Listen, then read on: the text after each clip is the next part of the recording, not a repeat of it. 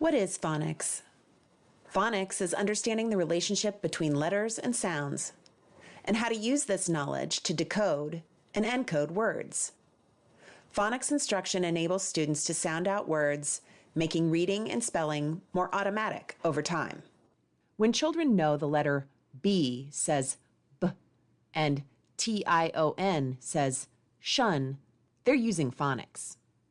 The ability to apply these predictable relationships to familiar and unfamiliar words is crucial to reading success. Phonics is not a particular reading program. It is an important part of explicit and systematic instruction for beginning readers. What does phonics look like? Systematic phonics instruction begins with teaching basic letter-sound correspondence, the relationship of the letters in the alphabet to the sounds they represent, and progresses to more complex letter-sound relationships so that students can decode regular and irregular words. Phonics instruction should be targeted. It should be evidence-based, engaging, systematic, and explicit. So, how do we teach phonics?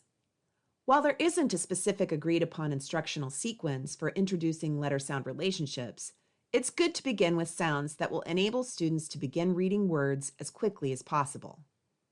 Start with letter sounds of high utility, such as ah, and s, so students can begin working with words as soon as possible. Work with just a few sounds at a time by teaching each letter of the alphabet and its most common corresponding sound. Instruction should include naming the letter or letters that represent the sound. Separate and stagger letter-sound relationships that are auditorily confusing, like B and V, or visually similar, like B and D, to promote mastery of one before introducing the other that may create confusion.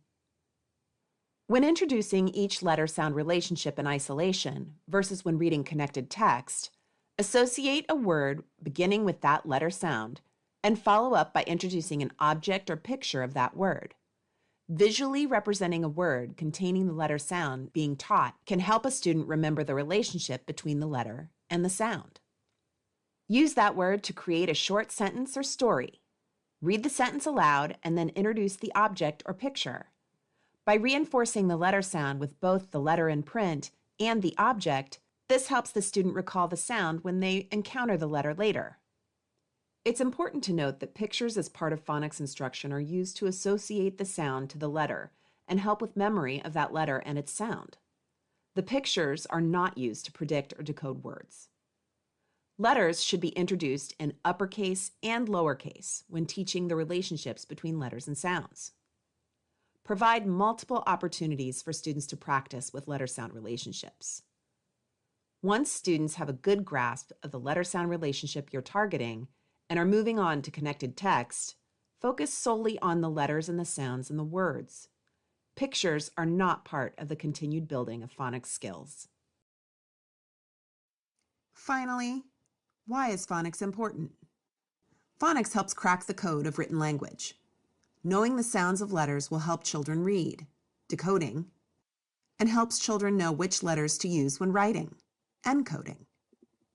It's important to note that phonics is what connects instruction and phonemic awareness, the ability to recognize and manipulate individual sounds in spoken words, to actual print.